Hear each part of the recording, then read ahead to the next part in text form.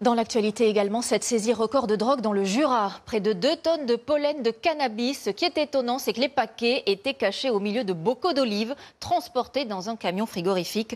Ce n'est pas la première fois que des trafiquants rivalisent d'ingéniosité pour tenter de transporter des stupéfiants. Antoine Bordarias et Marie Belot. Ils ne s'attendaient sans doute pas à une telle découverte. Presque 2 tonnes de drogue dissimulées au milieu de bocaux d'olives. Lorsque les douaniers de Besançon décident de contrôler ce camion en provenance d'Espagne sur cette aire d'autoroute du Jura, ils ont de sérieux doutes sur le contenu du chargement.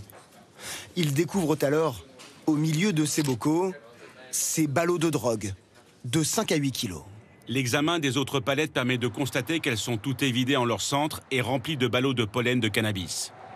Des trafiquants qui redoublent d'ingéniosité pour tenter de dissimuler la drogue dans des chargements toujours plus insolites.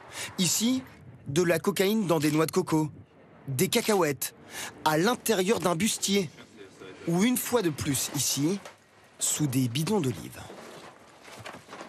Vraiment, on sent que les organisations ont recouru, ont mis en œuvre des procédés véritablement industriels pour construire des caches aménagées très bien dissimulées, très ingénieuses, qui ont vraiment été usinées par des professionnels.